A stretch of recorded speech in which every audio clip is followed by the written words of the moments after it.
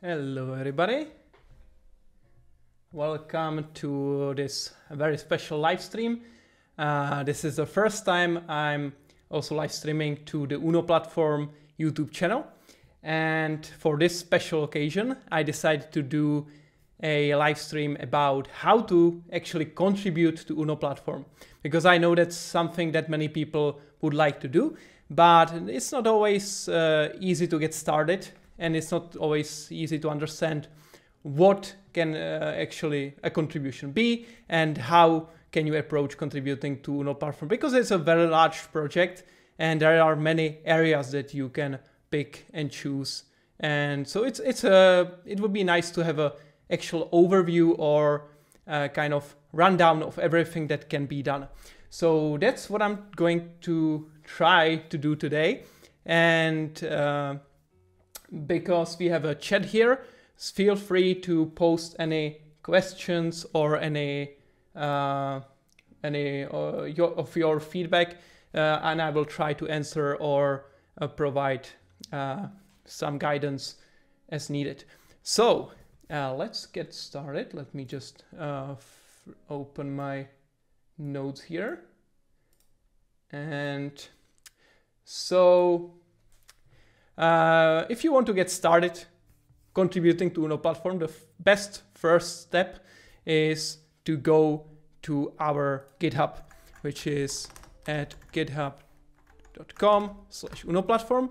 This is the UNO platform organization, which contains all the repositories that UNO platform consists of.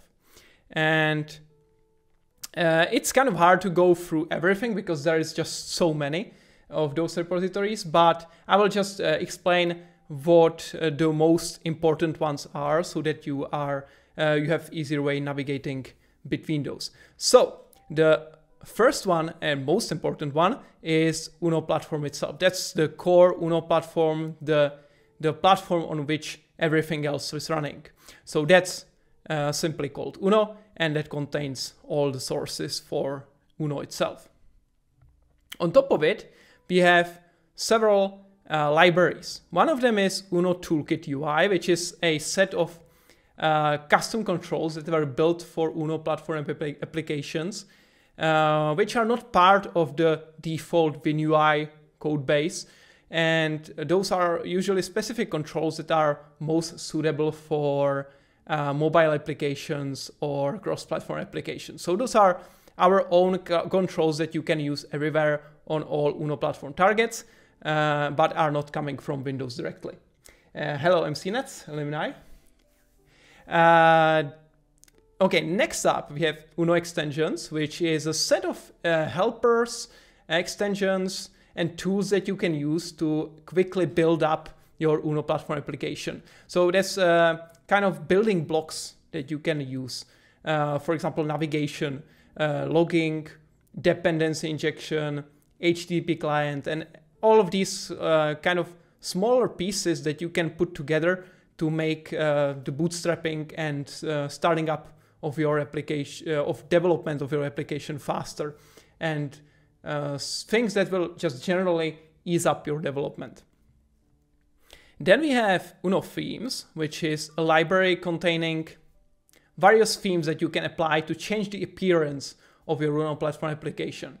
So by default, UNO platform looks like a Windows application, but you can completely restyle and retheme that application by applying either material design, which is based on Google's material design, or you can switch it to Cupertino, which looks more like Apple devices design. So this repository contains these design systems that you can apply in UNO platform. Next, we have UNO Gallery, which is our sample application that contains some smaller snippets that developers can use and showcases all of the controls, all of the visual and non-visual features of UNO platform, and even shows you how you can use those. So that application is actually available on the web via gallery.platform.uno.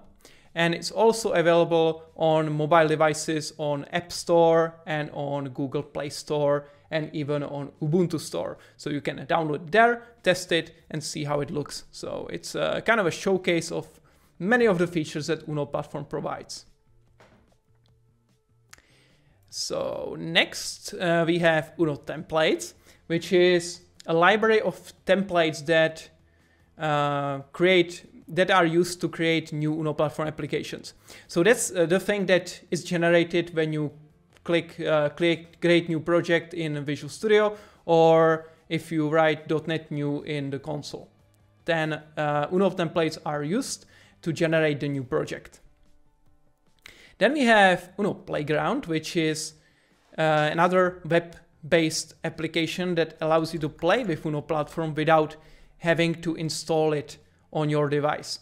So this Playground is a kind of a live editor where you see on the left side a code editor and on the right side a preview of what you have written. And you can write some code here and you can then visualize that result on the right. So if I write a button OK, it gives you this nice view with the button there. So this application is mainly suited for those who want to try out UNO platform before they actually commit to it and install that plugin into Visual Studio or Visual Studio Code. So then we also have UNO Samples, which is a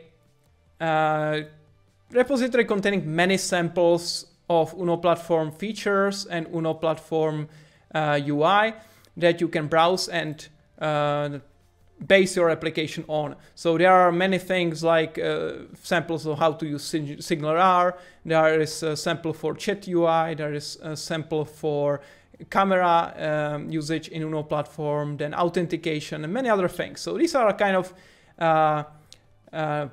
source where you can pick a sample that suits your application and learn how to use a specific feature that you want to replicate in your app. So there is a question, what is the difference between UNO templates and the private repository for this? What do you mean private repository? There is, we do have a repository for the wizard that's used in Visual Studio, and that's private. But the UNO templates should be completely public. There is nothing outside of those templates that is not available in public. So you should be able to see it, see all the templates inside of this, except for some of the legacy templates based on UWP, which are still in the UNO repository. But those are just minority. All of the modern templates should be here. So if that answers the question, hopefully it should. So I will just go for the last interest, the most interesting repositories, which is Hello Dominic. Yes, so UNO WebAssembly Bootstrap is a repository containing a library that takes care of running WebAssembly.NET applications in the browser using WebAssembly. And this, even though it sounds like a UNO platform specific thing, it can be also used to run non-UNO platform WebAssembly.NET applications in the browser. But of course, the most common use of it is for UNO platform itself. So those are probably the most important and most significant repositories that you can find in UNO platform. UNO platform organization. I will just browse if there is something I forgot. There is also UNO Resizer, which is a tool which is used to resize images for multiple screens. So if you have SVGs in your application, this tool will automatically resize those SVGs to match different screen sizes and different DPIs for your target devices. So that's probably one more interesting repo, but that should be the main ones. So let's now switch to actually the description of how to contribute, because there are many ways, and there are many ways to how to contribute, and it doesn't have to, of course, be just code. There are many other things that you can do. So if you're not comfortable writing code, you can still contribute in many significant ways to UNO platform. So let's start with the first one, and that's writing issues and submitting feedback.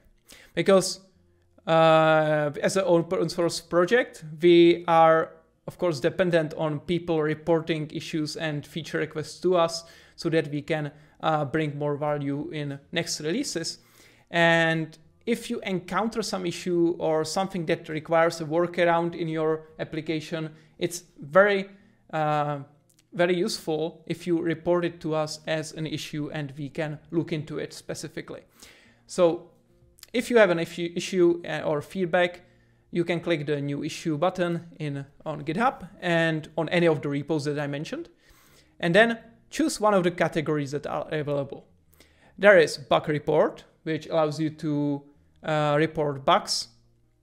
So if something is not working the way it should, or if something is working differently from Windows, then the best place to report it is a bug report. Then we have documentation issue, which is when you find a problem in our documentation where something is not correct or something is out of date, then documentation issue is the way to go. Then we have documentation request, which is especially useful for documentation that is missing. And that's quite possible that you will encounter some of those because we are growing fast and the API surface and new features are being added all the time. So there is quite a high likelihood that we are missing some documentation. So if you find something is missing, then please report it as a documentation request. Right, so then we have enhancement request, which is my favorite. It's a request for new APIs and new features in UNO platform. And of course, we have many things that are not yet implemented and are being worked on. But of course, we are also welcoming new ideas, some new possibilities that we could consider or think about for future releases. So definitely use that enhancement request. If you have some great new idea, we are going definitely to consider it and attempt to implement it. All right, next up, feedback. This is for general feedback. If you have any questions or suggestions, then feedback is good. We have also samples issue or samples request, which is for additional samples for features or APIs. So if you're missing something, these are good issue templates for that. And finally, success stories, because we love to learn about how people are actually using UNO platform in real world projects. And if you have some success with UNO platform, we want to know how you are using it and what is your favorite feature, for example, and so on. So success story is also a great place to report. Finally, for general support and questions, you can use support request, or you can also utilize our discussions where you can discuss with us live, well, not very live, but in a chat-like fashion. And the good thing about discussion is if you are not sure if something is actually a bug or if it's just a feature which you might be using in a wrong way, discussion is a place where we will try to answer. And if that's because those are public, it might be useful for other users as well. So if you don't know where to go, discussion is a great place to start. And if it turns out that your problem is actually a bug, we will also transfer that discussion into a bug or issue report. So that's about it for all the categories. And whichever you select, when you click the Get Started button, it will take you to this nice issue form editor, which was made by Dominic, who is on the chat as well, and Youssef in our team. So these forms give you step-by-step fields that you can fill out and provide information for your issue. And one important thing is that if you want us to resolve your issues faster, please be as detailed and verbose as possible, because the more information, the better. And the most important part of all issue reports is to provide a sample. And that can be either a zip of your simple code, simple sample code, or a link to a GitHub repo where you showcase the problem. And ideally, it should be a simple application, not containing too much code on top of what you're showcasing, because that will make it much easier to demonstrate the issue and to debug it. So that's for reporting of bugs. And I think then we can jump to another contribution area, which is also housed in the GitHub interface, and that's pull requests. Actually, not pull requests, but for now, code reviews, because we have a lot of pull requests, and because of the size of the team, it's not that easy to get reviews for all the pull requests as fast as possible.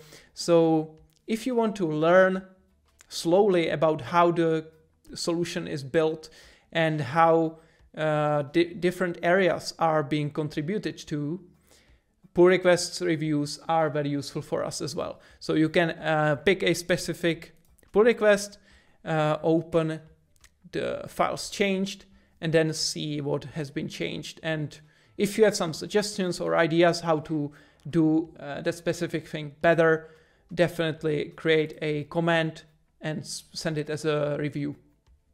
And that will definitely help all the contributors to improve the quality of pull requests. So that's pretty nice. All right. So that's for code reviews. And we can jump to the next way to contribute, and that's documentation. And I will open this helpful page, which is docs.unoplatform.uno, and that's our documentation, home of our documentation. It's already quite big, but we do have many missing articles, and of course everything can be improved. So if you are missing some articles or find some issue, you can contribute to documentation, and that will improve the user experience for everyone.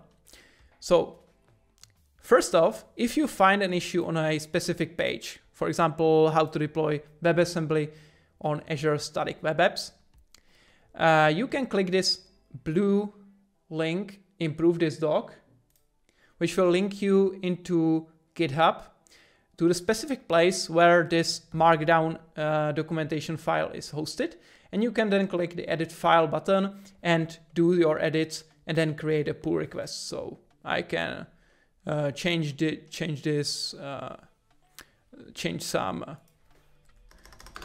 some wording here, commit changes, name the commit somehow, and then create a branch from which we will create a pull request. Now, very important thing for commits. We are using something called conventional commits. Here, conventional commits, which means that the name of the commit is quite important for your PR to pass CI. And we are including all of these prefixes like feed for feature, chore for various tasks, docs for documentation, and fix for bug fixes. So it's important that your commit message is starting with docs if you're changing the docs. So change wording, for example. So this is a acceptable commit message, but this one wouldn't pass CI. So make sure that if you're changing docs, you include the docs colon space prefix for that commit message. All right. So that's for editing existing docs. And in some cases, of course, it can happen, and it will happen, that some specific articles are completely missing. and you might want to add them. So to do that, all right, I have some issues with GitHub here, but let's ignore that. So to create a specific new tutorial or article in the documentation, you can browse the specific repo. For example, here I'm in the UNO platform core repo in the articles folder. So if I want to create a new guide, I can put it here in the list and then write my documentation. And when I'm done, I need to also add that doc file into the table of contents, because if I wouldn't do that, it wouldn't show up in the documentation menu here. So if you go to docs, there's this nice menu, and if I go to specific area of it, you can see like development, about. So this whole menu structure is a table of contents that's stored in the TOC YAML file here. So if I open that and refresh, because GitHub is crashing on me, you can see some kind of navigational structure that's there. And in this case, I'm in the not completely home part of it. So let's go here. So that's YAML, but if I go to articles, for example, and refresh, I should find the TOC YAML, which includes that same structure that we saw in the documentation here. So get started, development environment, and so on. So when you create a new documentation file, you just add the href here, the name for it, and then it will finally show up in the docs when the PR is merged. Yes, the question is if it's a docfx project, and I'm pretty sure this is generated by docfx. So yes, it should be docfx running this whole thing. I don't have too much specific information about it, but it's generated using docfx, and we are gathering the documentation from multiple repos. So the UNO core is the one that's like the root of the documentation, but there are also extensions and toolkit and stuff like that, and those have their own specific documentation in their repository. So here I have extensions docs, which contains its own TOC, which is then unfolded into the extensions menu here. So it's pretty extended documentation and extensive documentation, and there are many areas that you can look into and write documentation for. And it works pretty nicely. Like we improved the search now, and it's quite easy to find articles and content that you are looking for. So that's pretty cool. So if you have any questions during the live stream anytime, just write in the chat and I will try to answer. But I will now jump into another area, and that's samples. So if you have some nice UNO platform sample that you have built and want to showcase it, or you have some specific API that you have used and wasn't documented before, you can also create a UNO sample. And that belongs in the UNO samples repo in the UI folder, where you can put your sample, create a pull request, and we will then merge it into the list of samples. And that's super useful for beginners, where people want to try UNO platform and want to learn from real world examples. So the UNO samples repo is built for just that. In the README file of this repository, we have the list of all the samples that are available. So it's then easy to browse which you are interested in. And some of these samples are actually linked also from the documentation. So if you write docs for a specific API, you can then also link to UNO samples if you have a sample where that specific API is running. So it's pretty useful to provide a real world example for your documentation as well. All right. So now let's ramp up the difficulty a little bit and start with code contributions. And specifically, we'll start with code contributions to UNO Gallery. Because the UNO Gallery is our main showcase app that's used. And we have quite a lot of samples there, which, sorry, I will open it here, which can be browsed and easily visualized. So if you want to contribute something smaller at first and want to just try out how UNO platform works and how to contribute some basic thing, UNO Gallery is a great place to start.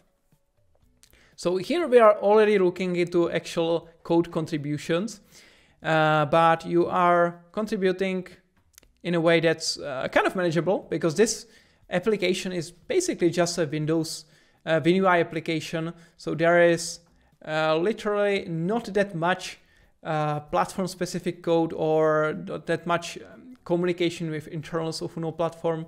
So if you are already a Windows developer, you will be right at home writing UNO platform gallery sample code snippets.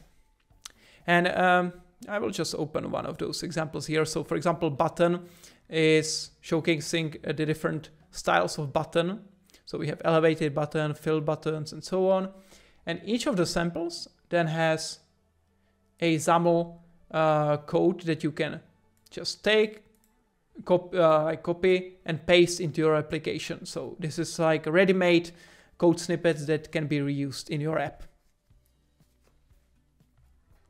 And writing new samples is quite easy. So if you go to, maybe I will browse it locally because it's easier for me, as GitHub is crashing a little bit. So I will open it here in UNO Gallery, and I will show you where to find the samples. So we have a shared folder which contains views, and there are sample pages, and these are all the sample pages that are in that application. So if I am looking for button samples, so this is the button sample page that I just showed you on the website.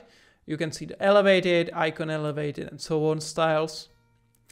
And basically all the samples look just like this. You have a XAML display control, which then contains your XAML code, which is then automatically built and visualized here.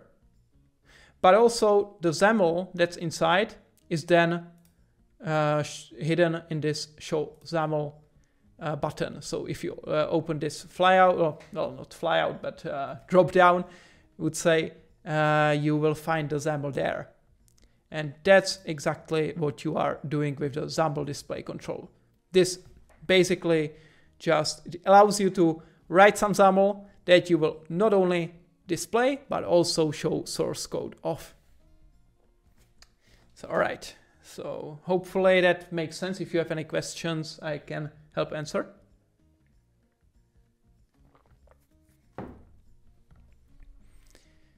But if there are no questions, we can move on to some other area now. Right. So far, so good, it seems. So let's jump to finding a good issue to get started, because except for gallery, where you can kind of invent your own issue if you have a control where you want to showcase some specific API, some property that is not there yet, you can make a PR without actually having an issue. But in general, we have a lot of issues reported, and it can be kind of hard to pick the right one that matches your expertise, or matches your interests, or matches the specific platforms that you can debug on. Because, for example, iOS or macOS require you to have a Mac at hand. So if you want to more easily pick an issue, The best thing you can do is to filter issues in a repository by the good first issue label. And this label is manually added to issues that are not too complex and can be handled by new contributors. Of course, it's not always the case. You sometimes make mistakes, and something that looks easy is not actually easy. But in general, these issues should be on the easier side. And so anything that's labeled good first issue should be a good place to start if you want to start contributing. You can also notice we have labels difficulty that gives you an idea of how difficult that issue should be. So you can see that this one is a starter issue that is a good first issue, so it should be quite easy to get implemented.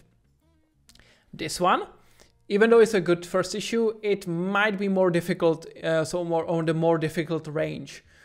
So even though it might be a good place to start to learn about debugging specific thing, it might be a little bit more difficult to actually fix it.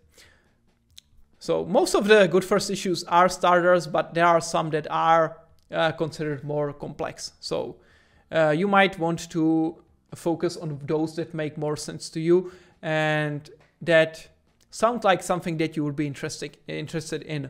Because like if I'm not a fan of Android, it's probably unlikely I will be picking Android issues. But there are many others like Skia issues or internals issues like resource dictionaries, visual state setters, and so on. So you can pick really the area that's most influential for you and dive into it and learn about the code base.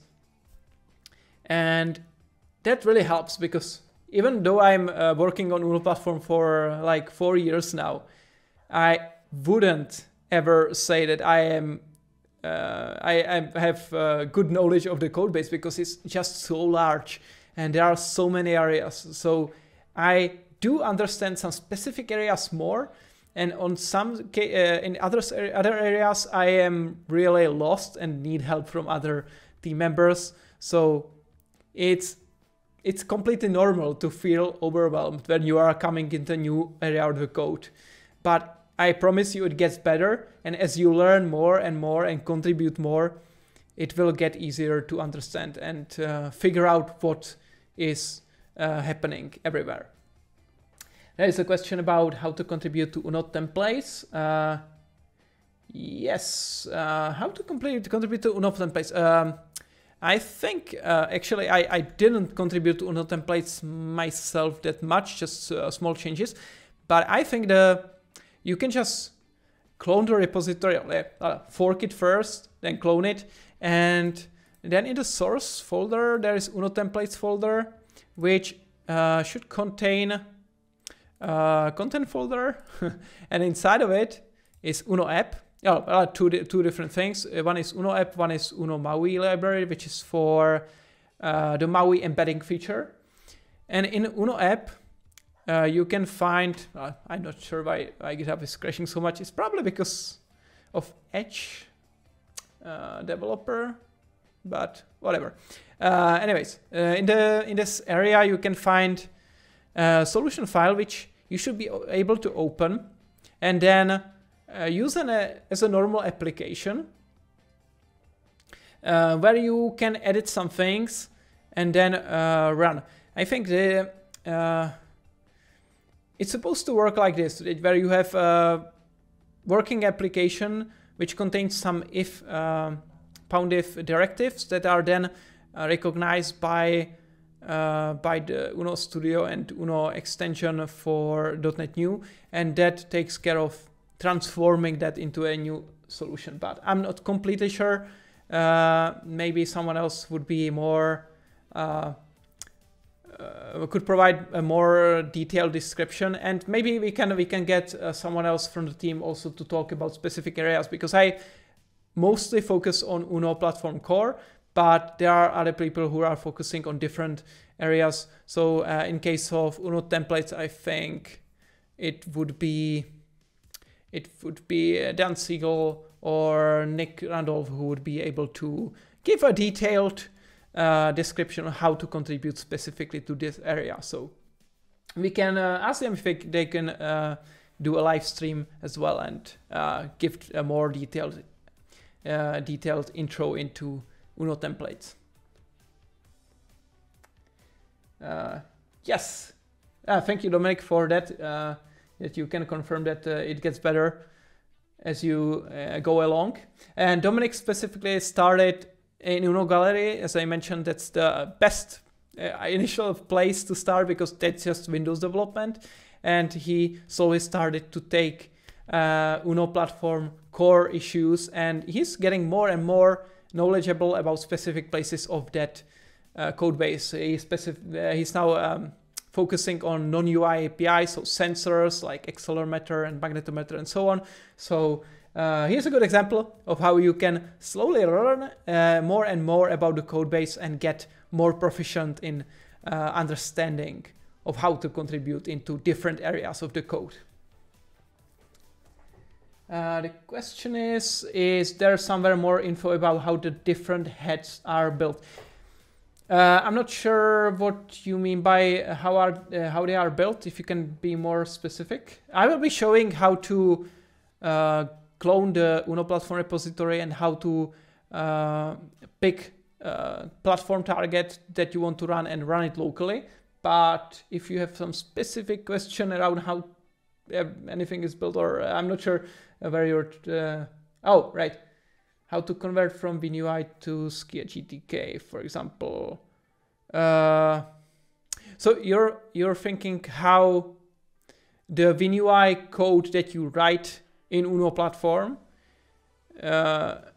just happens then to show up in GTK, or is that what you mean?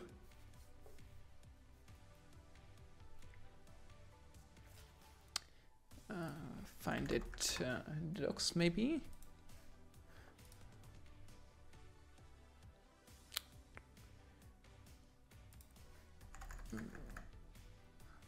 All right. I think there was a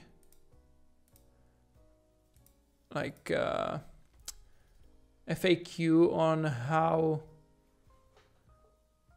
things are rendered in UNO platform. How UI is rendered. I think this might be what you are asking for. How the UI is rendered on each specific target. But if it's not what you mean, yes. In that case, this article should be able to explain in more detail. But in general, we are using a mixed mode rendering approach where on mobile targets, most of the controls that we render are based on native views. So we are using native UI view in iOS and native view group on Android, but they are composed. So we are not using, for example, UI button on iOS.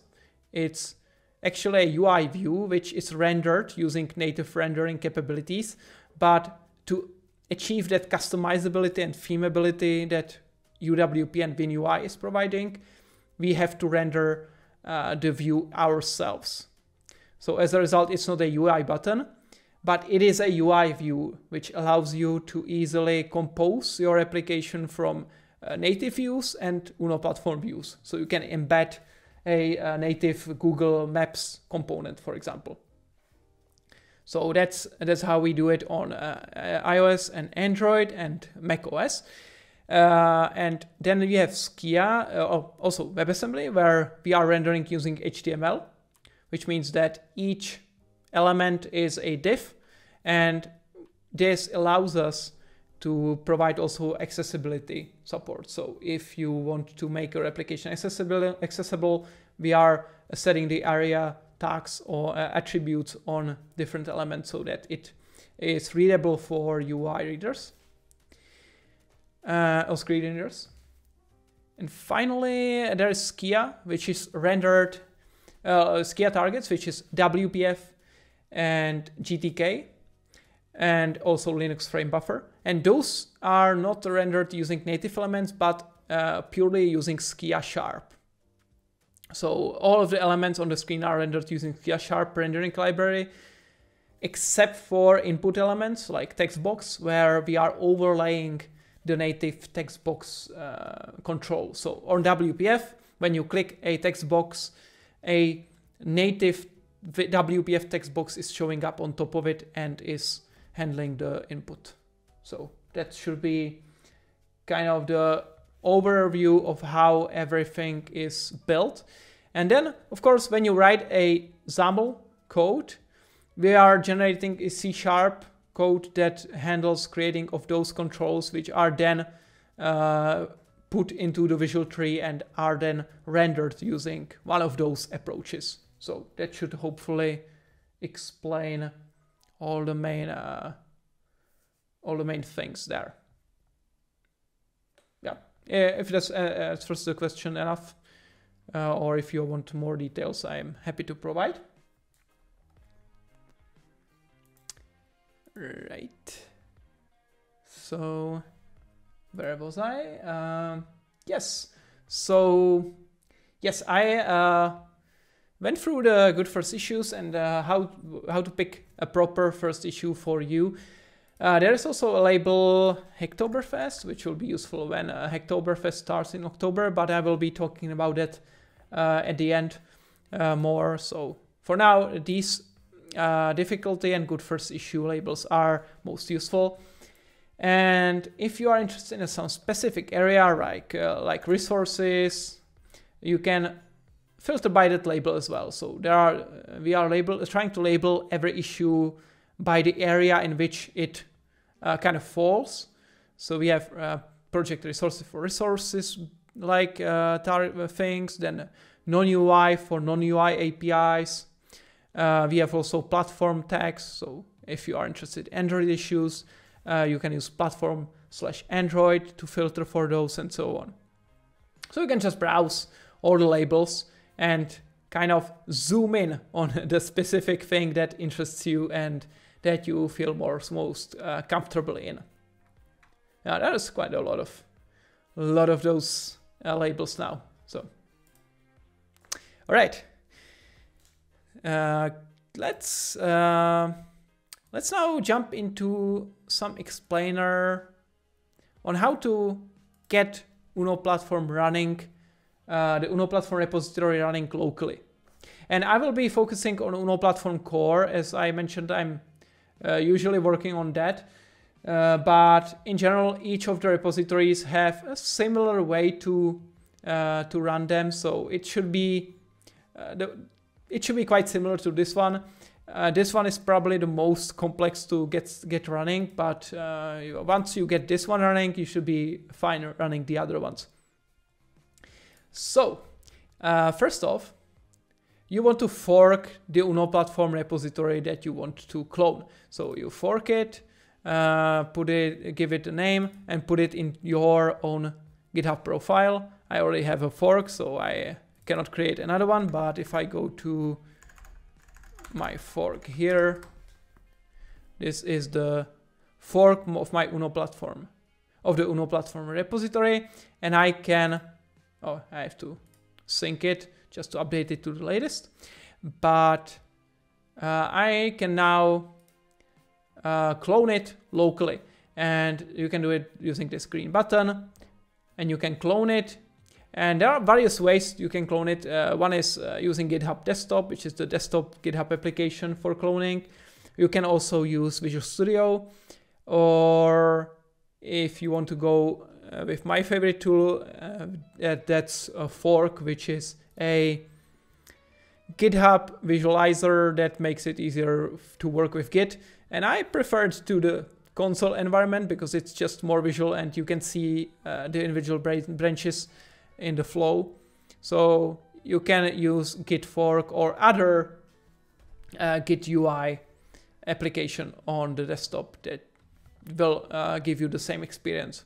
So you just then clone your UNO platform fork and get it to load locally on your hard drive. So I have it here. Well, actually I have multiple clones of the same thing, so I can work in parallel on multiple issues, but that's really not required. So in the UNO platform repo, you have everything that consists, that makes up the UNO platform core project itself. So maybe I should do a quick walk through those things that are there, so it's more easy to understand. So maybe like this. I will start here in the GitHub folder. Here you can find the issue templates that are used by GitHub to generate that nice list of issue templates. So let me go back to UNO platform. UNO. So this thing is defined by what you find in this folder. So that contains everything. Then you have some workflows that we are using to label PRs, automatically add labels there, and also convert the code base between UWP and WinUI. I will explain that later. Then we have some specific GitHub things like dependabot, which updates dependencies and so on, but probably not that much interesting for contributors. Then we have build folder, which takes care of building everything in CI. And this is very complex. There are actually many things that happen during the CI, and I can even show you how complex that is. If I go here, you can see that the tree of how UNO platform is built is kind of large. If I go to one of the older builds that is already done, maybe this one is completely green, you can see that it's kind of a big thing, and there is a lot of tests running also. So you can see 65,000 tests are being run on the CI to verify everything and to validate all the features. So it's a very large project actually, and we have some specific limits adjusted by Microsoft so that we can even run everything in the CI. So it's pretty cool, because I've never seen anything of this scale anywhere else than here. So that's pretty nice. All right, where was I? Yeah. So that's the CI. Everything regarding that is there. So I will not go in more detail through this. So you can browse and see how each of the individual CI steps is done, but that's probably not that interesting right now. Then we have documentation that I already mentioned before, so nothing too interesting there. So if you want to contribute docs, you can like dive in this folder and focus on that. But the most interesting part, of course, is the source code, and that's in this source folder. And there is a lot of things there, so I might have to go through that. Or maybe let's do it like this. I will open the solution in Visual Studio and show you the specifics. All right. Okay, maybe let's start with this thing. So when you first clone the repository, you will see it like this, and there is this nice file cross-targeting override.props.sample, and this one allows you to pick a specific platform that you want to build against, because UNO platform is very large, and there are so many platforms: Android, iOS, macOS, Mac Catalyst, Skia WPF, Skia GTK, Skia Linux Frame Buffer, WebAssembly, and also unit tests, and that's hopefully everything. And oh, right, also Windows. So there's a lot of things. And it would be a nightmare to run Visual Studio with all of these targets loaded at once. That would completely kill your memory and you wouldn't be able to write any line of code. So instead, what you can do is to copy this cross-targeting override props sample file and rename it to cross-targeting override.props. And in that file, you can, if it ever loads, you can uncomment this line UNO target framework override. And what this does is that it allows you to override the target framework that the solution is built against. And there are several of these. You can find a helpful table in the file. If you want to just build Windows, you use this one. If you want to build WebAssembly or Skia, you can use .NET 7. If you want to build just iOS, you select .NET 7's -iOS and so on. And for each of these targets, you can also find a solution filter. And that solution filter is a subset of the solution that's specifically for that specific platform. So if you want to only work on a Skia specific issue, what you would do is to use .NET 7 framework override and then open the UNO UI Skia only solution filter. And that will give you the best developer experience because you will only see the projects that are specifically for Skia and specifically build the Skia platform, which will speed up the build significantly. So yes, I think that's the most important thing. You can also uncomment this line, accelerate builds in Visual Studio, which is a new feature in Visual Studio, which is not yet enabled by default, but should speed up your builds significantly. So it's worth having it on, and I have it on most of the time, and I haven't encountered any significant problems, so it should be fine to use. Now, let's close this, and I will open the Skia solution filter specifically because I picked .NET 7 as the target framework. And now let's open it here and let's browse what the solution contains.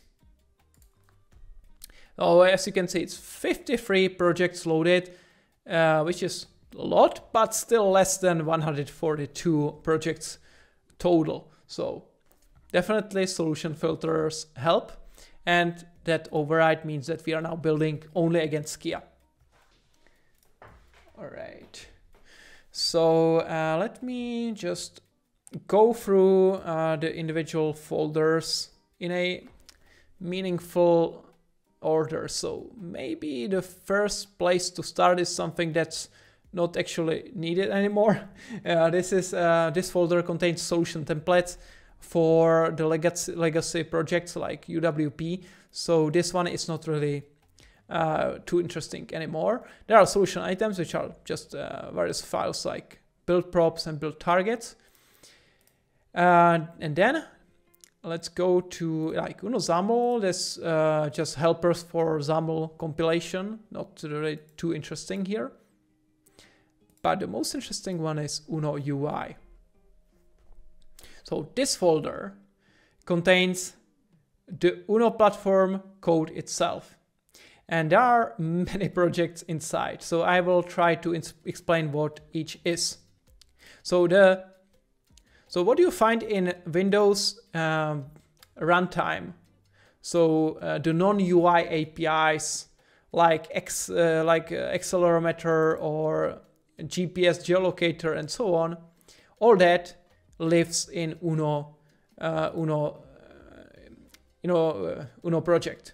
In this case, everything has the Skia suffix, but like the main name is UNO itself. So in the UNO project, for less confusion, I will probably open the UNO unit tests, maybe.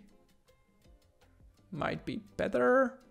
Ah, right, it's if the tests suffix. Oh well. All right, let's suppose the suffix is not there, but like for each of the targets, there is a specific suffix. So in this case, there's Kia. If you were targeting unit tests, there's .tests, and if you were targeting WebAssembly, there's .WebAssembly, and so on. So in the UNO project, you find the non-UI APIs. So if you are interested in enabling sensors or device-specific features or things that are not visible in the UI but are impactful for the life cycle of the application or to the usability of, to the integration of platform-specific and device-specific features, this is the place to do it.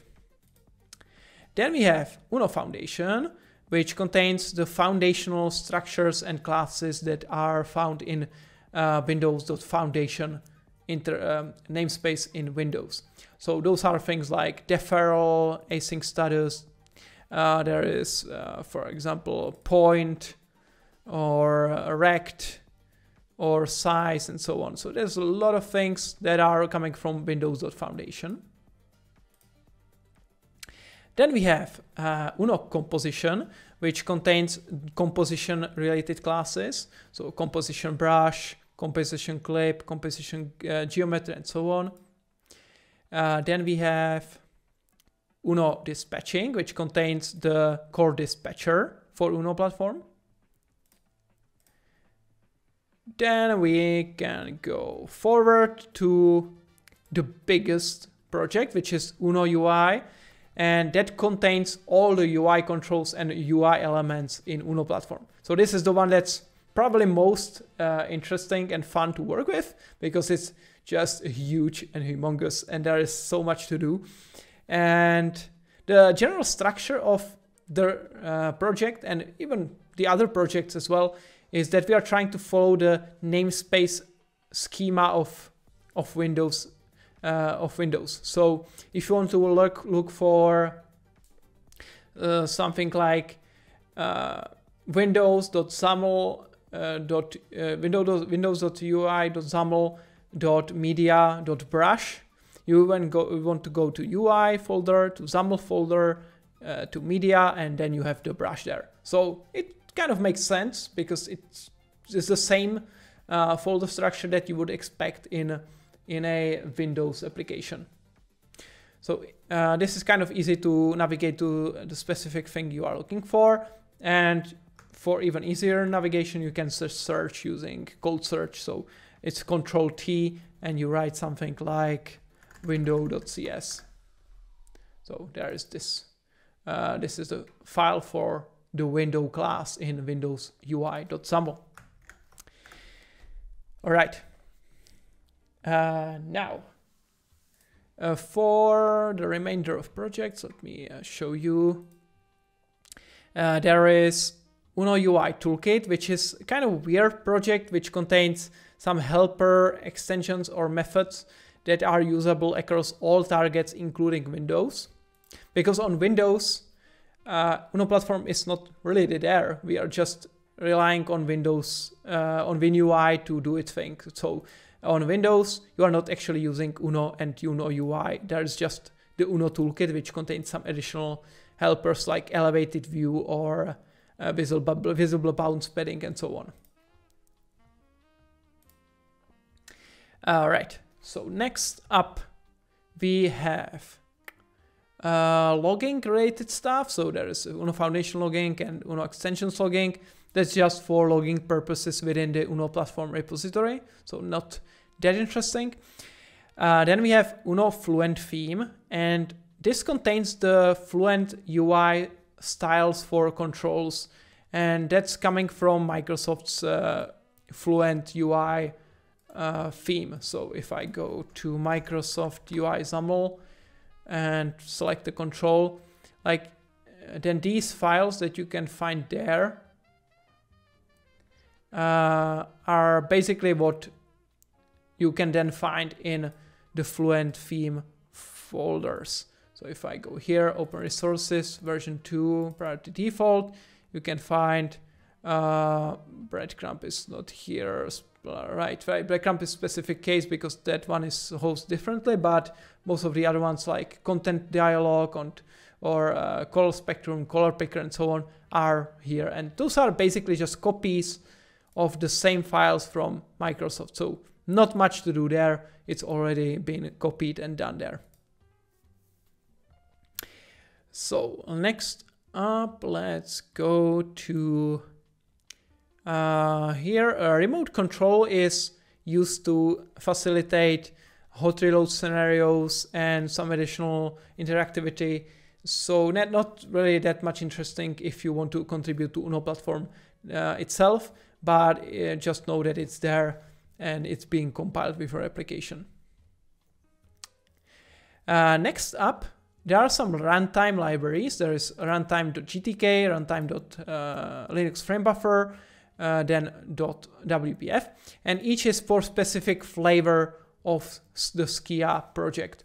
So if you want to see the GTK specific code, you will find it in this GTK project.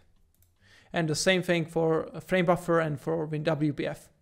But these are really platform specific projects, and you will probably do only platform specific things there. If you want to build something that's cross-platform, then it belongs more into the UNO UI project.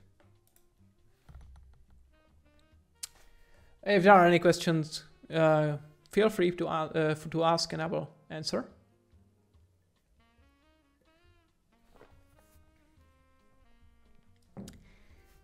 Right.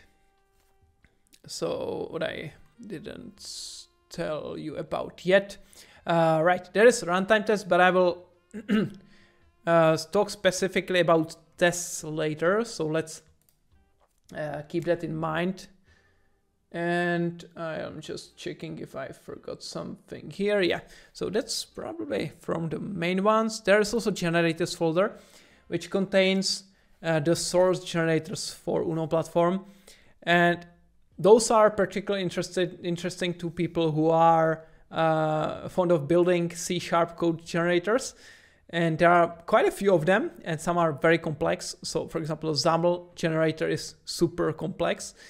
So if you're interested in building or learning about building C# code generators, then this is a great place to go and investigate. There's a lot of code there, so yeah, I actually don't understand most of it. I did just some minor fixes there, but it's super complex and it's kind of complex to get started, I think.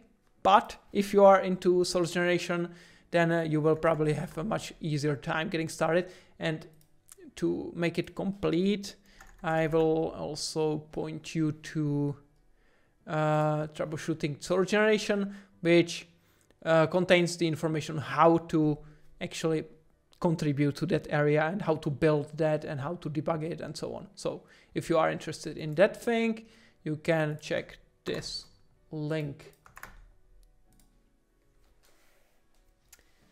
All right. That's that. And now let's go back to the solution.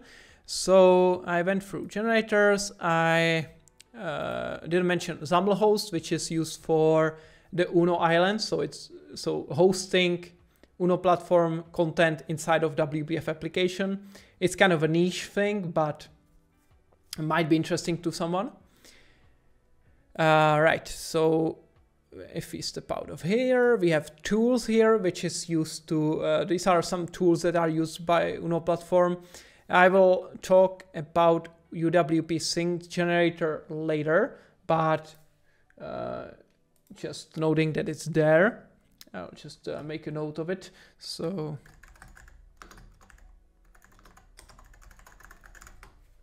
right, there we go. Then we have solution template. I mentioned that. Right, so we go into add-ins. We have some add-ins into UNO platform. There is Lottie for Lottie animations. There is MSAL for Microsoft Authentication Library. There is SVG for SVG embedding. And finally, media player for specifically GTK to display media inside of the app.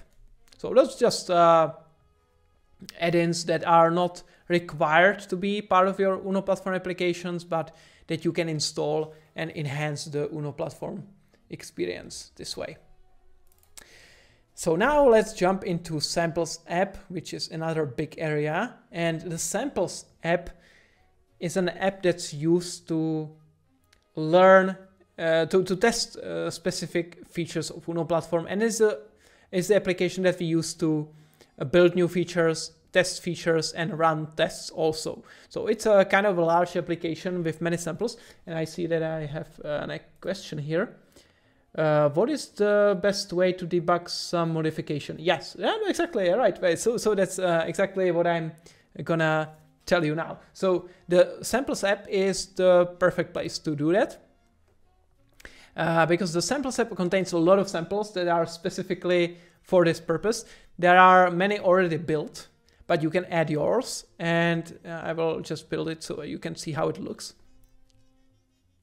The samples app is supposed to be fully cross-platform, so you can run it even on UWP on Windows. So you can first test your changes or test your features directly on Windows, and then verify they work the same way on UNO platform. But I will just run this and build this. Might take a while to compile.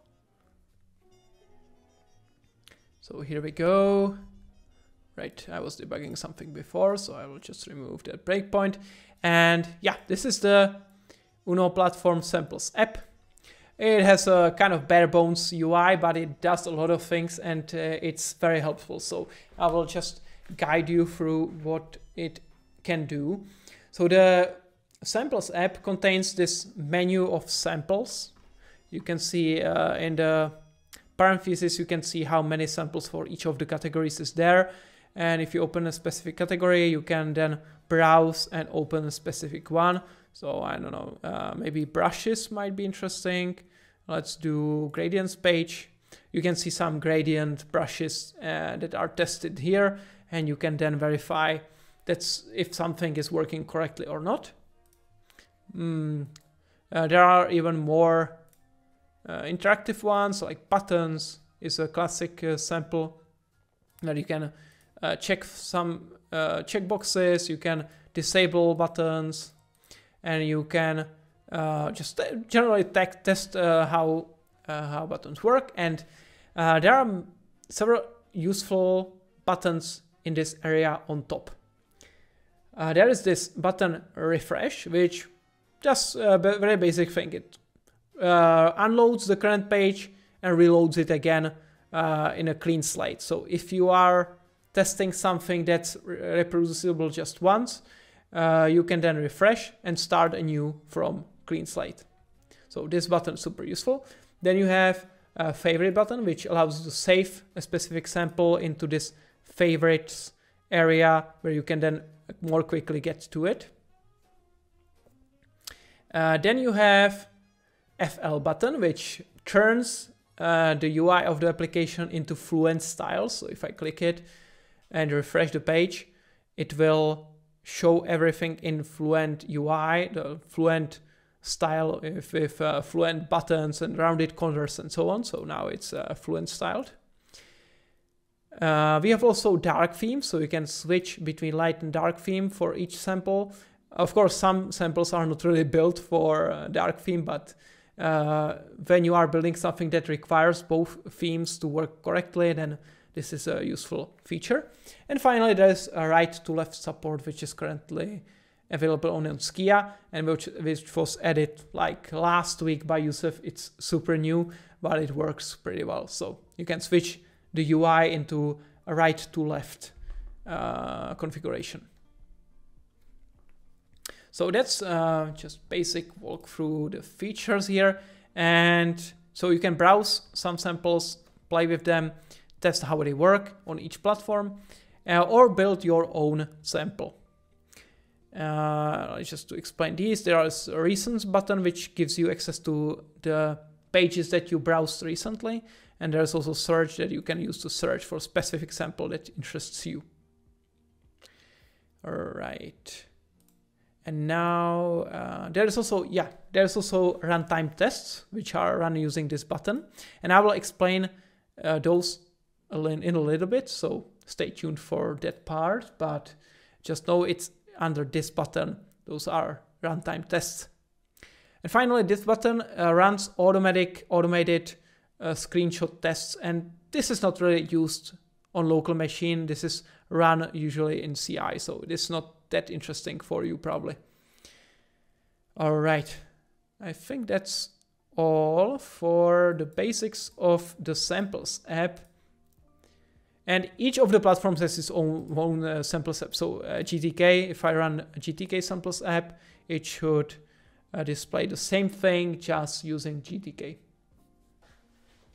Let's see. But in the meantime, while it's building, I will show you where to put your own samples when you have one. So if you build something new and want to test it, you can go to this UI test shared project, which contains all the sample pages. Oh, right. It's already launching, so I will just show you. It's the same thing, GTK-based application, and you can do exactly the same things just on GTK. And again, this is running also on Android, iOS, macOS, and so on. So everywhere you can test the same thing this way. But let's go back here. So UI test shared contains all the sample pages that we have in the app. And it's quite easy to add new samples. You just put that sample in a appropriate location. So if I was building a new button sample, I would put it into the button section. Name it somehow, and just build a user control or page that's up to you, up to the preference. And then that page can be even simpler actually. So I will switch to something more appropriate, maybe this one. It is just a plain page that contains some content that is then displayed within the UNO platform samples app. So plain old user control, with just one exception, that you add this attribute of sample control info or sample maybe. This one is kind of legacy, so I will switch to one that's more up to date. Not this one. This was just added recently, so I'm not actually sure which one was updated more recently. Maybe this one, no. No, this one, hey, this one. Okay, so this attributes, a sample attribute gives you the ability to set categories. So that's the list of categories that you saw in the samples app. And just setting the category is enough for that sample to show up in the list. So now this slider header class will show up in the slider section in the samples app, and you can browse to it and open it. But if you want more control, you can also provide a description, which is a textual description that's shown in the bottom navigation bar of the page. And you can also specify that that page should be ignored if in screenshot tests, which is something that's run in the CI. You can specify if it's a manual test or if it's something that's automated. So if the feature that you're building can be tested automatically, then you would set its manual test to false, otherwise to true. And I think false is the default. Then you have the name, which you can use to override to something more friendly. If the name was not friendly, I could do slider header with exclamation mark, for example, but that's not a great name, so let's not do that. But like this overrides the name of the class here. Then we have one more interesting one, which is view model type, and that's used to build a view model if you want to build quite a simplistic MVVM style sample. So I can go to one of the devices sensors samples, which usually use those. So if I go to compass tests, this one was built by Dominic here. So the view model is here, and you can that's automatically hooked up to the page, and you can then write a view model which contains some specific MVVM based handling, so commands, properties, and stuff like that. Pretty classic, normal MVVM style programming, just in a samples app, and then you can use it to verify your features quite easily. Yep, so that should be the basic overview of the samples app and what it contains. One more interesting one can be the UNO Islands samples app, which is a special version of the samples app, which is running as an embedded UNO island inside of WPF. So this is the mixing of WPF UI with UNO platform content. So if I run this one, you will see it's a little bit different because it's just a WPF window which contains a samples app inside of a red border. So it's kind of used to distinguish between UNO platform samples app classic and Islands samples app. And this one is there to verify every feature works not only in a classic UNO platform applications, but also in Islands based apps. Right. Are there no questions so far? Everything's making sense? If not, I'm happy to help. Just say the word and I will help out. All right. I think that's the major things covered. So let's now switch to something else entirely. So maybe I should explain how the code is. Oh, right. There's one question now. Why some runtime tests have a run in UI thread attribute, or why that's not everywhere, and so on. So I will address this just when I get to runtime tests. But if I forget, please ping me again.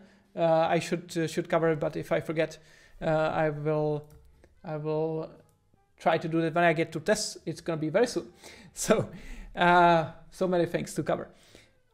All right, so what I want to do before the tests, I want to just show you the basic structure of the solution and how features are implemented.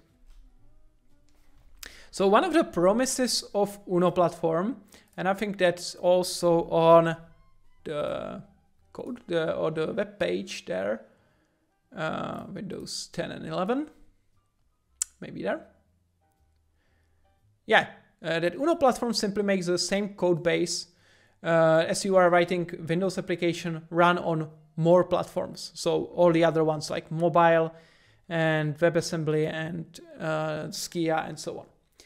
And we achieve that by having the same namespaces, the same API surface, the public API surface as Windows. And if we were to maintain this manually, it would be a terrible, terrible nightmare. So we want to avoid this, of course. And we have a special feature just for this purpose. So if you go to any of those projects that I showed you, like UNO Foundation, UNO itself, or UNO UI, you will find a generated folder. And this folder is completely auto-generated and contains all the APIs that Windows contains. So if you go to Microsoft UI.xaml.controls, you will find all of those APIs that are in Windows there. And I can go to one of the things that's not yet implemented. For example, this is implemented. Okay. To some of those non-implemented ones. Let's see. Documents, paragraph. Okay, that's already there also. Okay, something else. Let's see. Key tip placement. No, everything is implemented. That's weird. So maybe composite transform. No, come on. something has to be not implemented, right? Yeah, right. Okay, so if you go into the generated folder, for some feature that is not implemented, it will look like this. It will contain the class with all its members marked with this #if Android or iOS or unit test or WebAssembly and Skia and everything. Yeah, it seems like we support everything already, so yeah, what can you do?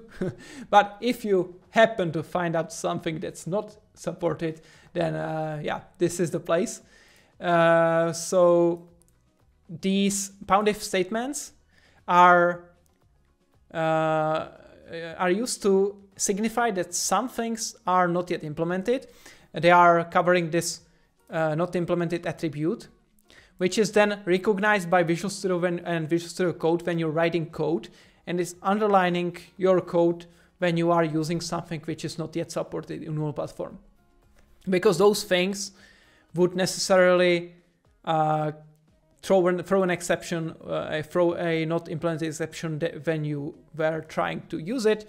So you need to be notified ahead of time that those things are not implemented so that you can do a platform-specific workaround, for example.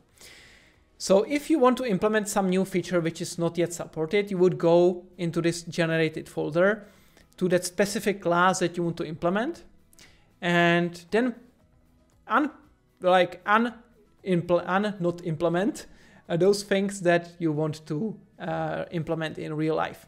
So for example, if I wanted to implement this media transport controls thumbnail requested event arcs class, what I would do usually is first copy this whole file from here and put it out of the generated folder into the appropriate folder inside of the solution. So ui.xaml.media and here. So it should belong here because that's the namespace where it lives. So if I paste it here, you can see media transport controls thumbnail request. And now I have the same class in two places. And that works because we are using partial keyword everywhere. So now, even though I have that same class in the generated folder, I have the same thing also here. And I can now decide what I want to implement and what I don't want to implement. So, for example, let's suppose that I am able to implement the set thumbnail image everywhere. In that case, what I would do is I would remove this. And let's just ignore these for now. Just ignore these. And so let's suppose this file would look like this. Now the method is implemented everywhere. I would write some code to like implement this. And then I have this error here that says this is already defined because the same method already lives in that generated folder. So I would go here, and in the generated folder, I would then mark those platforms that are implemented as already implemented. So in this case, I implemented the method everywhere. So I would go like this and just mark it as false.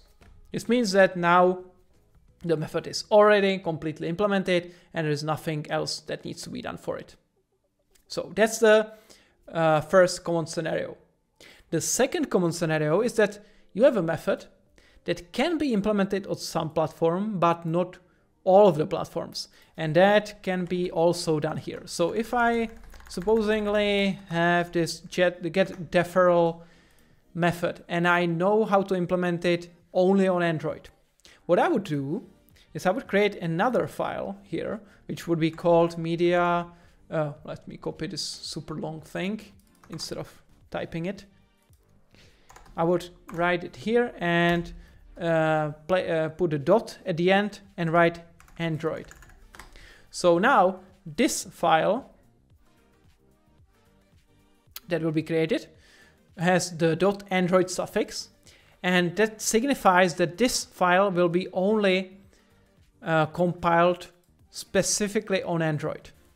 I will just put the same public partial class code there. I have to put it in the same namespace because that was generated incorrectly. But now I can put Android specific code in this file and it will compile only on Android. So if I were to implement get deferral there, I could do it like this. I could just put that method there, write some code to implement it, code, which could even use some Android specific APIs like Android.views.viewGroup and stuff like that, or like Android.context, like context of the view and so on.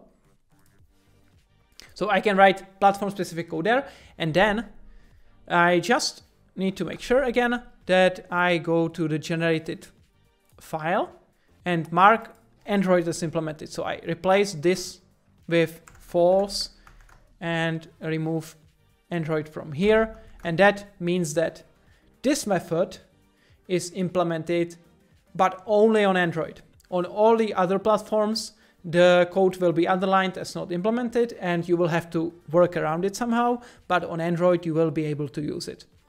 So this is how you would implement a feature that's implementable only on a specific target or specific targets. And these file suffixes that are automatically recognized, there are several of them. We have Android, we have iOS, we have iOS, macOS if you want to target both, because those are usually quite similar. We have Skia, we have macOS, we have unit tests for unit test specific purposes. I will show that later. We have WebAssembly for WebAssembly, and there is also reference that's used for reference build, which I will and I should probably also explain. So let's do that now actually. So WebAssembly and Skia targets don't have a specific platform target platform moniker. If we go here, you can see that we have a platform moniker for iOS, for Android, for Mac Catalyst, for macOS, and for Windows UWP. But WebAssembly and Skia have the same platform target platform override, so they are considered the same thing, so to speak. But at runtime, UNO platform application then picks the right implementation. So whether you're targeting WebAssembly, it will pick WebAssembly. If you're targeting Skia, it will pick Skia. And this whole thing is kind of complex, but the important thing there is that we have something called a reference build, which builds a reference library which contains no implementation of almost anything, but this one is then swapped at runtime with the actual target, so WebAssembly or Skia. The specifics of it is probably documented in the documentation somewhere. I'm not completely sure if yes, it should be runtime. Let's see, runtime. No. Reference build. It should be somewhere, I think. Reference build. Markdown. Okay, I don't see it here. But like in general case, you shouldn't have any problems with this, because the reference target is automatically also included here. So this is the reference target, and that should take care of providing the stub for that method or property for you. You shouldn't have to implement it yourself. But in case you were implementing something that's only available on WebAssembly, some WebAssembly specific API, you also need to provide that API for .NET Standard reference, because for the reference build. Otherwise, the users of UNO platform wouldn't be able to see that API or use that API from a public application. So that's just a summary of that, but it's kind of an advanced topic, so I don't expect you would need to come across it too early when contributing. So it shouldn't be a big problem, but just something to be aware of.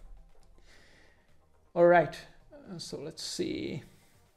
What did I not mention? I think partial classes I mentioned, and it's kind of useful to know that we have also support for these pound-if statements. So if you want to write something that's platform specific inside of a non-platform specific file, like I think window.cs is doing somewhere, you can do that as well. So let's see.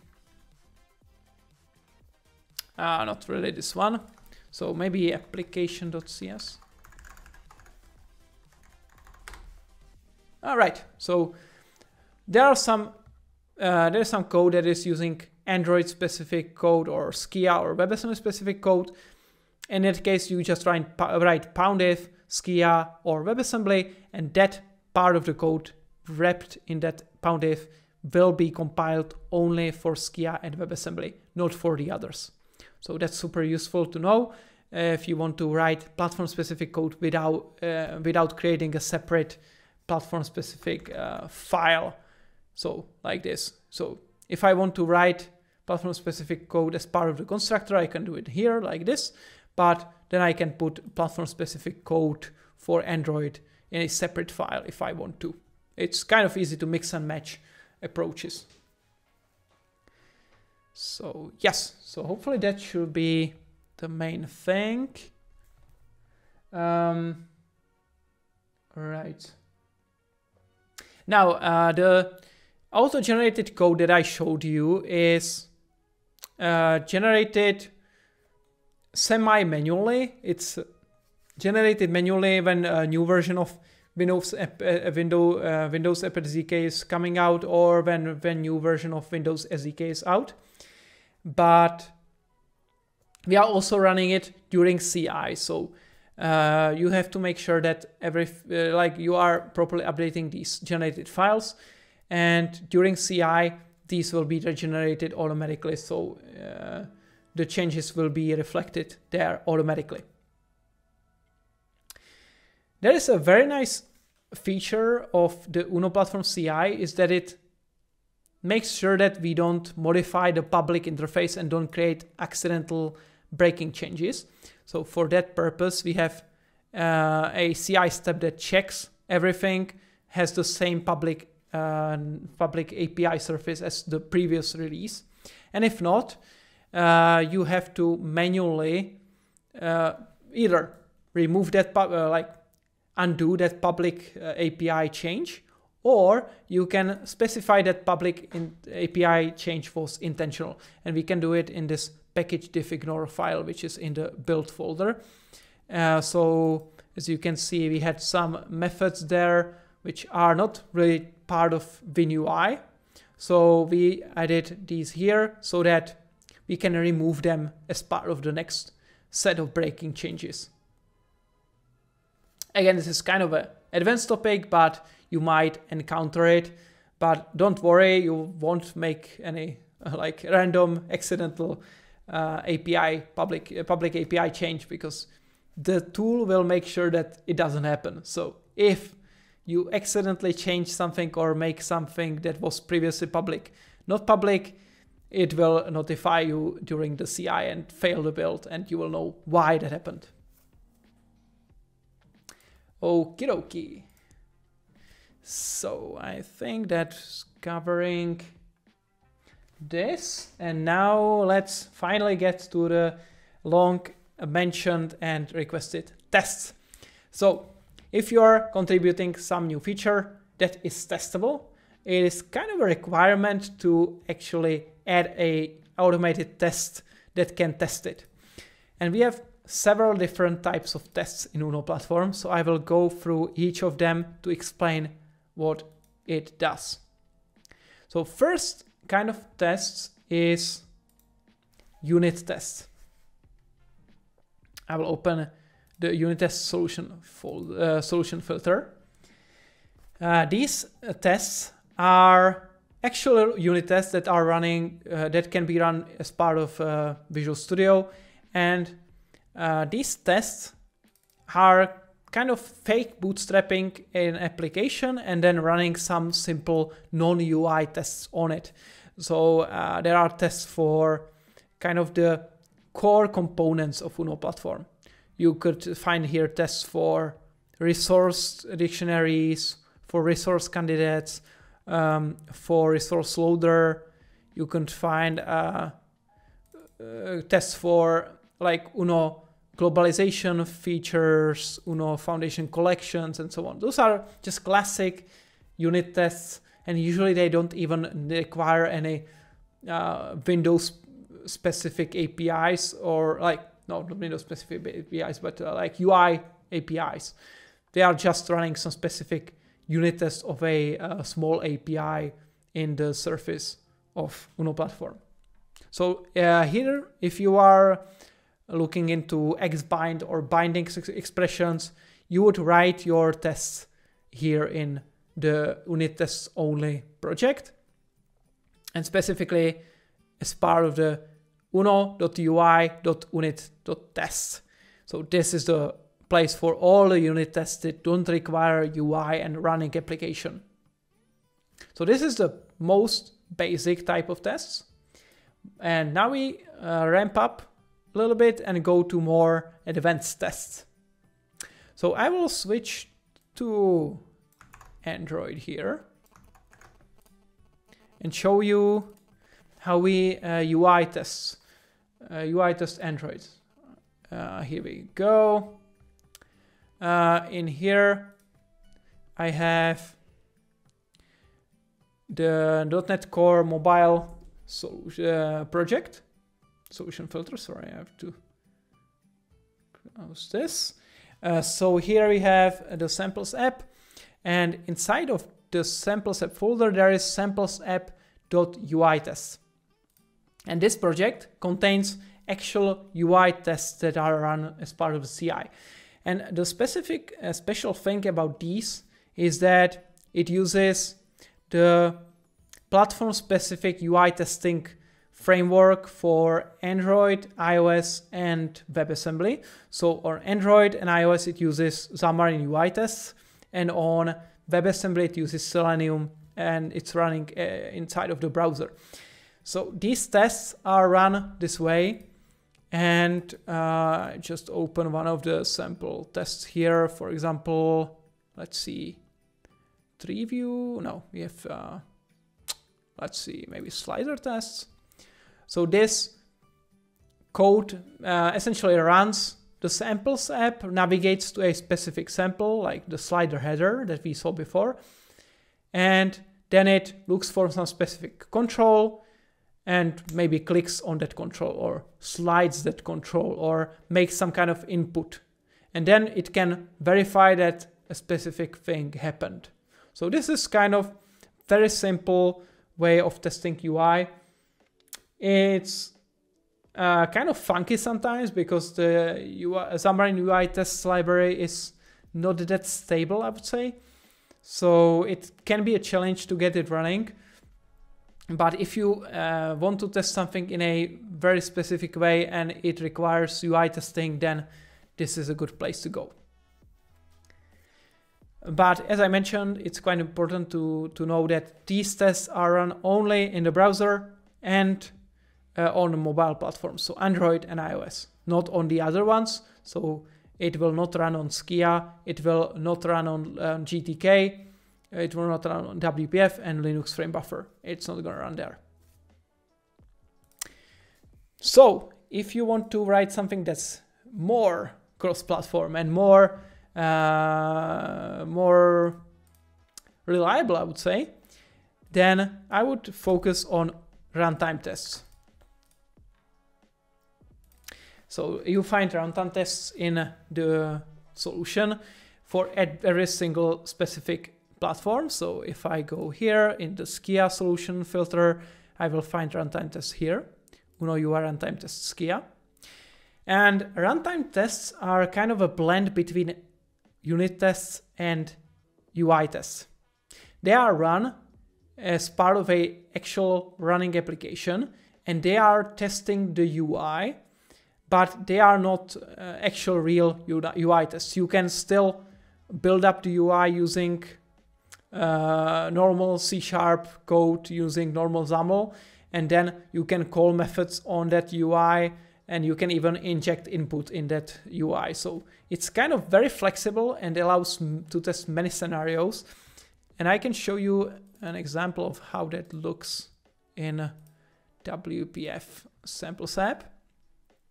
So these runtime tests are, let me open one of those tests. So let's see, controls, border, no, let's see, slider unit tests maybe.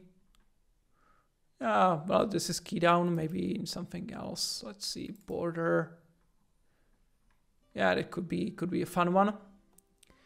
So this is just plain old XUnit based test that is using XAML controls to build up some UI, then loads that UI into the samples application and then tests that somehow. So here you can see that that this test is creating a border control, and then a custom control, another border, and then sets the window content to be that border, waits for it to load, and then verifies some behavior, some dimensions, some desired size, some arrange and sizing and stuff like that. So this test, when I open samples app, go to runtime test here, and enter the name of the test, I can run it. And you can see it run the test and displayed some UI on the right side.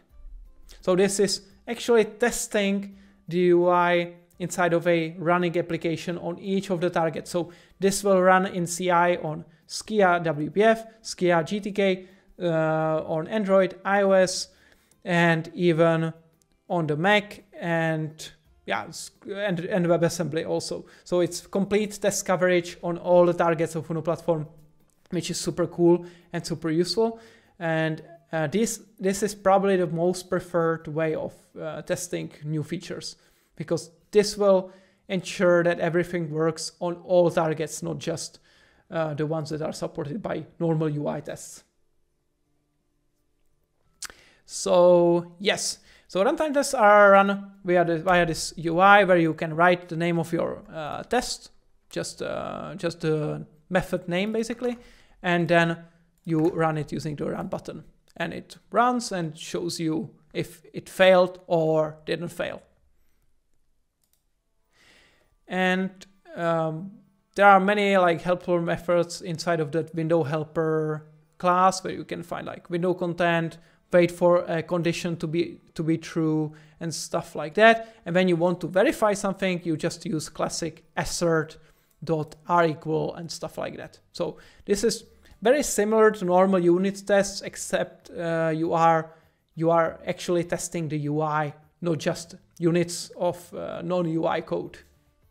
So that's pretty cool and super useful even for non-UNO platform applications, because it gives you more control and allows you to test everywhere, not only on like without the running application as part of, like a classic class library. This can run inside of the actual application, and you can see the result and confirm that everything is okay. Now, to that question that was in the chat, there is this runs on UI thread attribute that you can add to either the class or a method. And it's actually very important, because by default, the tests can be run on non-UI thread. So if I was to remove this, it would be possible that these tests would run on non-UI thread, which is not a problem if you are testing a non-UI feature, but it is a problem if you are constructing UI. So if I were to run this now, it would probably crash, because I would try to create a UI element on a non-UI thread, and that would kill the application. So it's something that's best to avoid. And so if you need to use UI inside of your runtime tests, then make sure that you have this runs on UI thread marked on your class or on the method. So that's kind of important. It's also useful to know that you can use data row attributes to provide some data and run the same test with different parameters or attributes. And finally, you can also ignore tests. As you can see, this specific test is only running on Android or on Skia or on WebAssembly. So we are ignoring it for now on Android, iOS, and macOS. So that's hopefully a good overview of runtime tests. I'm thinking if I forgot something. Yes, I forgot something. There is also requires full window attribute, which I'll try to find in the solution somewhere. Yeah, for example, here, this requires full window attribute makes the test run as a full window test. So if I run a test like verify pane display mode, blah, blah, blah, it should run. It's too fast to see, I would say. Oh, it's completely ignored. That's why. Let's try some other one, which is not. Okay, this one maybe. This has no UI. Okay, maybe some other test which is actually displayed. Maybe this one could be. No, too fast. Hard to find a good example here. Maybe focus test, some of them. Hard to say. Let's try this one. So you can see this test launches its UI not in this sidebar, but as a full screen content of the application. And that's super useful if you are testing something that requires to be root of the window. So for example, this focus test makes only sense if you are focusing just on that one container, not on the whole application. And it's also useful if you want to display a larger UI, because the CI is running the tests in a smaller window. So if this area is not enough, then it's useful to use full window to get the full screen estate for your test. Okay, so I hope that's about it for the tests. So now let's finally talk about the WinUI code conversion. Because the codebase right now is built so that every namespace is matching the UWP API surface. So it's windows.ui.xaml.controls.button, for example. But in Windows App SDK and in WinUI 3, the namespaces were changed to match to be Microsoft.ui.xaml.controls.button and so on. So to accommodate for both of these options, our codebase is built actually twice. Once for the UWP namespaces and once for the Microsoft.ui.xaml.controls namespaces. And this is done automatically as part of the CI process, but it's done using this WinUI revert tool that's there. And that is a very simple code that just does some regular expressions and replaces stuff, and that prepares the solution to be built again against WinUI. So you can see it just takes windows.ui.xaml and basically replaces that with Microsoft.ui.xaml. And that happens everywhere. This thing is run during CI, and we can then automatically generate uno.ui libraries and also the uno.winui libraries. So it's not that much interesting probably for you as you are getting started contributing, but just know that your changes, if you are doing them in the windows.ui.xaml namespace, will automatically be available even in microsoft.ui.xaml namespace, because that's gonna happen automatically during the conversion between UWP and WinUI codebase. I think there is not that much else to it. Just as I mentioned before, during this process we also run the sync generator, so we regenerate the generated classes for Microsoft.ui.xaml controls namespaces as well. So they are both there during the build process. Okay, I think I'm almost done here. So just final step when you are done with your Epic contribution. Let's suppose I want to contribute this this change, which is not really a good change, but let's see. This change. I create a custom branch for my change. I commit my change with the proper commit name. And again, we are using conventional commits, so please follow that convention when naming the commit. So in this case, I would be doing a feat, maybe feat, as a feature, remove sample for slider header. So that's not a good change, but oh, maybe this one, maybe better. So implement partially implement media transport blah blah blah. So long name, so I will skip it. So you just name that commit with the proper prefix and then commit the file to your the changes into your new branch. And then you push it, and you should head back to GitHub, where you will be able to see this notification on your fork. I'm currently in the main repo, but if I push to my fork, I would see it in my fork. That tells you compare and pull request.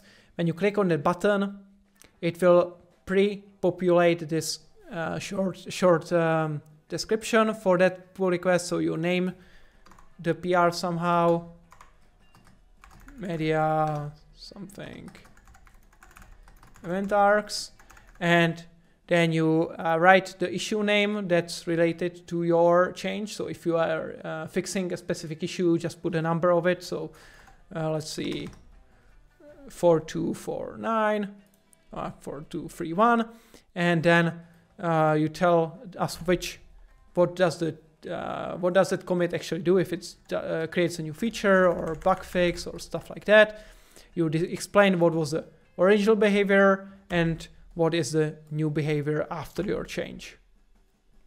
Then finally, you have a PR checklist, which just verifies that you didn't forget something. So if I create a draft PR now, you can then go through the checklist and verify you did everything. So commits must be following conventional commit specification. That's right.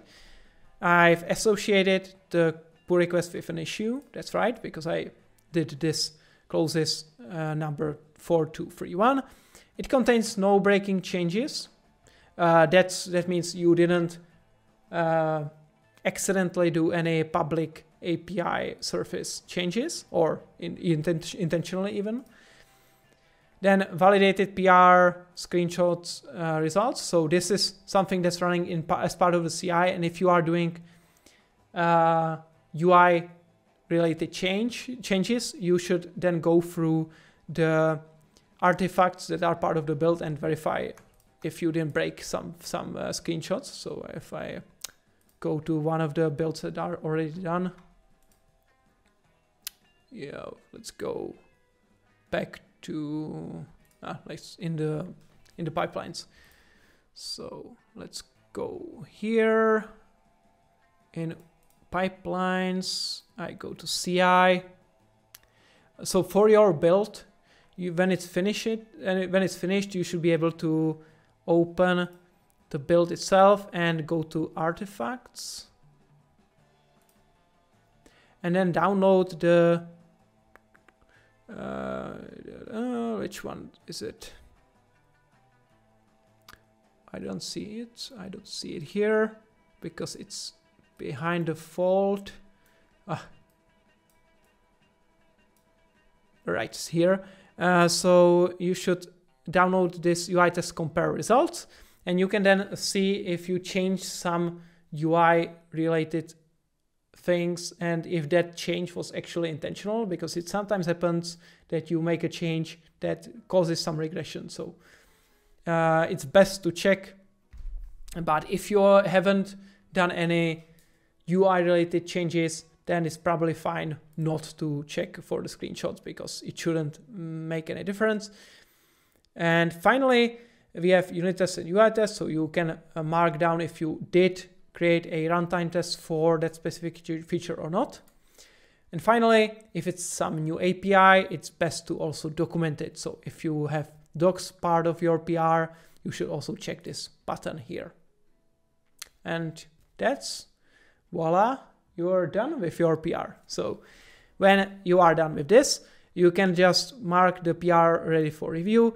Some team member will check it, will provide you some feedback, and if the PR makes sense and is useful, we will then merge it into UNO platform and you will have your first UNO platform commit in the code base. So it was exhausting probably because there was such a large amount of information, but it's kind of possible that I forgot something. So if you have some ideas of what or some additional questions that you want to ask, now is the perfect time to do that. And I will wait for a bit. If someone has any question, I will try to answer.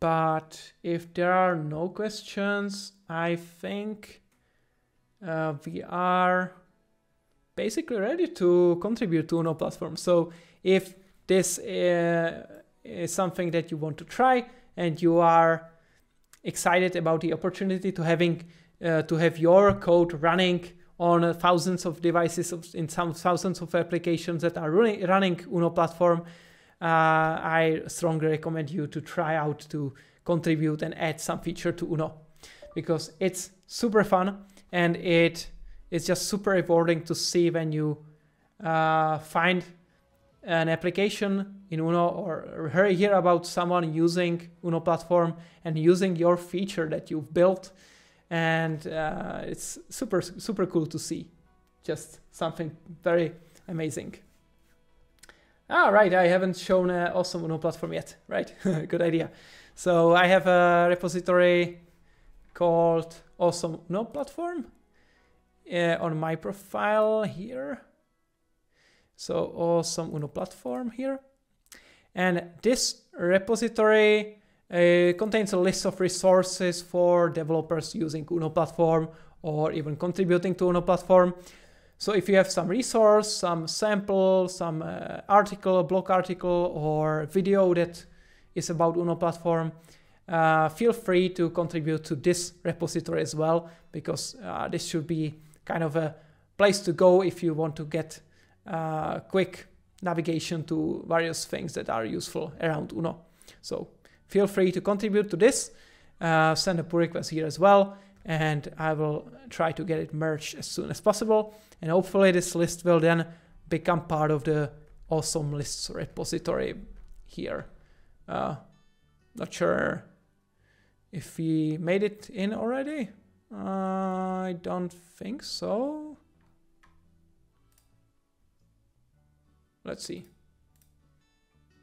Oh, it's still there. So although it's already, hopefully without any problems, it's not yet merged. So hopefully when they get to it, they will merge this into the awesome list repository too. So that should be a kind of a source for resources and links for useful UNO platform information. And I think I have one more thing, because now I'm not sure when you are going to be watching this video, but Hacktoberfest is nearing, which is a yearly event for open source contributions. It's actually starting in one day, which is weird. Why in one day? It's not yet October, but okay. Anyways, this event allows you to contribute your first. Okay, it's starting actually tomorrow. So, all right, it's starting tomorrow, and it's a every year happening event in October where you are asked to make your first pull request or contribute to open source projects, and you can participate in this event, create your UNO platform pull requests, and that way you can also win some nice prizes or donate your winnings to a good cause. So this is a great way to make your contributions even more fun by contributing to Hacktoberfest and also get your first commit merged into UNO platform. So I hope that is even more motivating for you to get starting contributing to UNO. All right, I think that's it for today, unless there are more questions. And if there are no questions, then I thank you all for coming. I thank you for listening. I hope everything was answered. And if not, I am open to doing another QA session. Feel free to comment on this video and ask questions there, or start a discussion on GitHub, and I will try to be as helpful as possible and try to help you get started contributing. So thank you again. Have a great day and keep coding. Goodbye.